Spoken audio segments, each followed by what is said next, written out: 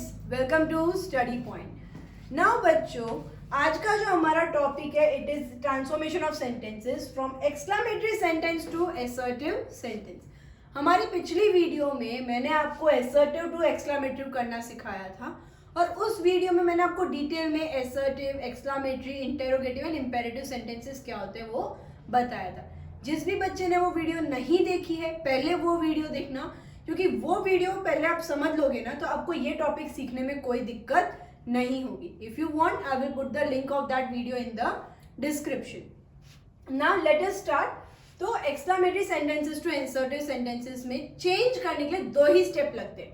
पहले हमें 3 स्टेप लग रहे थे, अब हमें कितने स्टेप लगेंगे? 2, बट दिमाग यहीं पे रखना. चलो first example, what is satisfied expression. ठीक है, तो इसके अंदर सबसे पहला जो स्टेप होता है बेटा, ये जो व्हाट और हाउ है, अगर यहाँ सेंटेंस के आगे व्हाट या हाउ लिखा हुआ है तो आप उस व्हाट और हाउ को हटा दो और उसके बदले एक सब्जेक्ट रखो. अगर आपको यहाँ सब्जेक्ट दिया नहीं है तो आप डालो. अब एक्सप्रेशन क्या है? एक नॉन लिविंग थिंग है, तो इट, और उसके साथ एक एडवर्ब ऑक्सिलरी वर्ब आपको डालना पड़ेगा. तो आप इट इज या इट वॉज दोनों में से जो चाहो वो लिख सकते हो. It was a satisfied expression. Understood? अब it was a satisfied expression हमारा फर्स्ट स्टेप हुआ. सेकेंड स्टेप में आप एक एडवर्ब ऐड कीजिए. आप या तो वेरी लिख सकते हैं, आप इंडीड लिख सकते हैं, या फिर आप रियली लिख सकते हैं. इस सेंटेंस में वेरी एप्लीकेबल नहीं हो रहा है, अटपटा सेंटेंस हो जाएगा. देखिए, it was very a satisfied expression नहीं, हम लोग इसे चेंज कर देते हैं. It was indeed a satisfied expression. Indeed यानी होना, रियली में होना. रियली और इंडीड बोथ आर सेम. आप यहाँ पे रियली लिखोगे तो फिर भी गलत नहीं होगा. तो आपका सेंटेंस किस में हो गया? Assertive to exclamatory to assertive में कन्वर्ट हो गया. Let us see one more example. What a funny fellow. अब फनी फेलो हमें दिख रहा है कोई लड़के के बारे में बोल रहे हैं, राइट? तो सबसे पहला जो हमारा स्टेप है, रिमूव व्हाट एंड हाउ, या व्हाट या हाउ हटाओ और एक सब्जेक्ट ऐड करो. फनी फेलो यानी ही, तो ही इज या ही वॉज, दोनों में से कुछ भी करेक्ट है. तो he is a funny fellow और उसके साथ एक एडवर्ब डालना है सेकेंड स्टेप में. तो he is a very funny fellow and full stop. दोनों आपका आंसर हो गया. एक्सक्लेमेटरी टू असर्टिव में सेंटेंस आपका कन्वर्ट हो गया. रिमेंबर, ए सब्जेक्ट लगाने में गड़बड़ नहीं करना बच्चों. What a wonderful evening. What हटाएंगे और हम लोग सब्जेक्ट डालेंगे. Evening, it is also a non living thing, यानी कि वो इट लगेगा. तो it is a wonderful evening और यहाँ पे आपने एडवर्ब लगा दिया. मोस्टली वेरी हर जगह चल जाता है, तो it is a very wonderful evening. It is really a wonderful evening, आप ऐसा भी लिख सकते हो. Indeed it was really a wonderful evening आप लिख सकते हो. बट वेरी इज ईजी ना, जल्दी वेरी हमें तो तुरंत दिमाग में आता है वेरी लगाना है, हमने लगा दिया. पर आपके एग्जाम में आपको ये टॉपिक किस में मिलने वाला है? एमसीक्यू में. सो बी वेरी केयरफुल. आपका सबसे पहले आपको देखना है कि यहाँ पे व्हाट आपके असर्टिव सेंटेंस में नहीं आएगा. ठीक है, जो भी व्हाट या हाउ ऐसा कुछ लिखा है तो वो सेंटेंस तो पहले ही कट हो जाएंगे.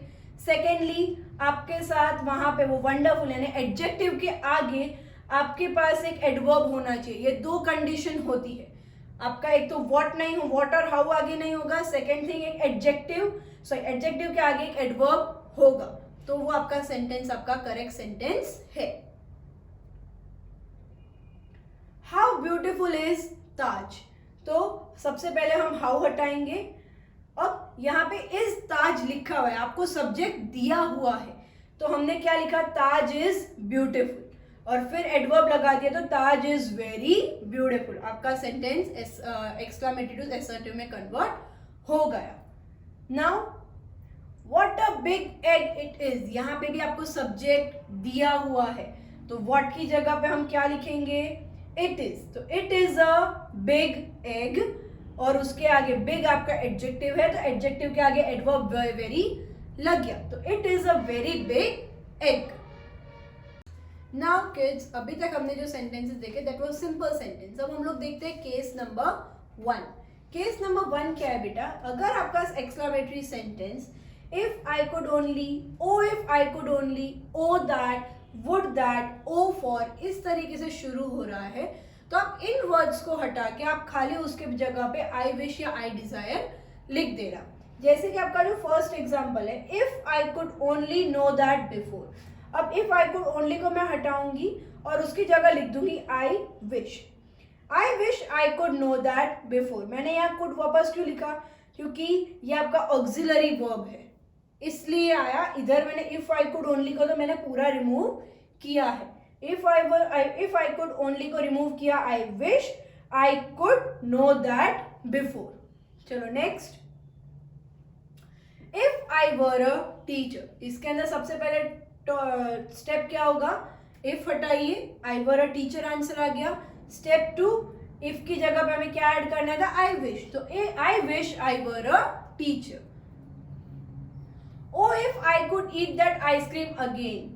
तो ओ इफ आई कुड हट जाएगा, तो सॉरी ओ इफ हटा दो, चलो ओ इफ हटा दिया तो I could eat that ice cream again और उसके बदले I wish I could eat that ice cream again. Oh that I were a fairy. काश मैं फेरी होती। ओ दैट आप रिमूव करेंगे, आई वर अ फेरी रह जाएगा और ओ दैट की जगह पे आई विश। तो I wish I were a fairy. Now case two आपका जो है बेटा वो आपका पुराना जो टॉपिक है वही का वही है। हमने पहले क्या किया था, it is a matter of joy को हमने हुर्रे लिखा था, it is a matter of sadness या it is a matter of sorrow को हमने अलास लिखा था, it is a matter of pride हमने ब्रावो लिखा था, it is a matter of shame हमने फाई लिखा था। तो जब हमने उसके बदले इन वर्ड्स को लिया तो इन वर्ड्स के बदले हम उस पूरे सेंटेंस को लेंगे। जैसे कि देन रिप्लेस, इन वर्ड्स को आप रिप्लेस कर दीजिए। It is a matter of dash यानी हुर्रे है तो जॉय, अलास है तो सॉरो, ब्रावो है तो प्राइड, फाई है तो शेम। उसके अलावा बाकी आपका पूरा सेंटेंस सेम टू सेम। जैसे कि hurray I pass the exam, उसके बदले हो जाएगा it is a matter of joy that I passed the exam. Next, hurray I passed the exam. It is a matter of joy that I passed the exam. Another example, alas, I didn't clear the interview.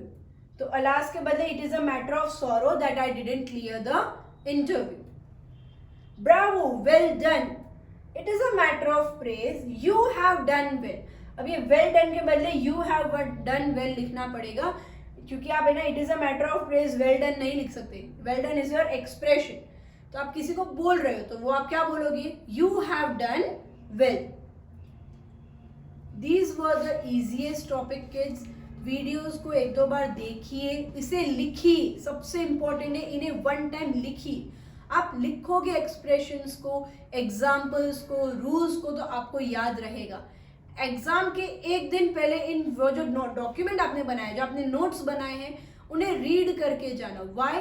क्योंकि exam में देखो ना कि एक mark के some questions आने वाले हैं, बट हम एक मार्क भी हमारा क्यों जाने दें? ऐसे इजी से टॉपिक के लिए हम अपना एक मार्क जाने देंगे? बिल्कुल भी नहीं। Try to gain as much as you can, क्योंकि इंग्लिश में ऐसे कोई ब्लूप्रिंट नहीं है जो मैं आपको बोल सकूं बेटा ये चैप्टर स्किप कर दो, ये कर दो। मैं ऐसा कुछ भी नहीं बोल सकती। इंग्लिश में आपको सब कुछ पढ़ना है। अगर आपसे कोई चैप्टर छूट जाता है तो वो मार्क्स आप यहाँ पे ग्रामेटिकल सेक्शन में गेन कर सकते हो। स्टडी हार्ड बच्चों, बहुत कम टाइम बाकी है, नियरली 40 to 45 डेज शायद आपके एग्जाम को बाकी है, उससे ज़्यादा टाइम आपके पास बाकी नहीं है। Start reading, start grammatical practices, अपना स्केड्यूल बनाइए। उससे क्या होगा, आप अपना डिसाइड कीजिए ना कि आपका फेवरेट सब्जेक्ट है, उसमें ज़्यादा मार्क्स लाने। जो सब्जेक्ट नहीं समझ में आता उसमें about the more than passing marks लाने हैं। आपका जो परसेंटेज है वो मेंटेन हो जाएगा। Study hard, even I am working hard so that you can get the best material. Thank you, bye bye.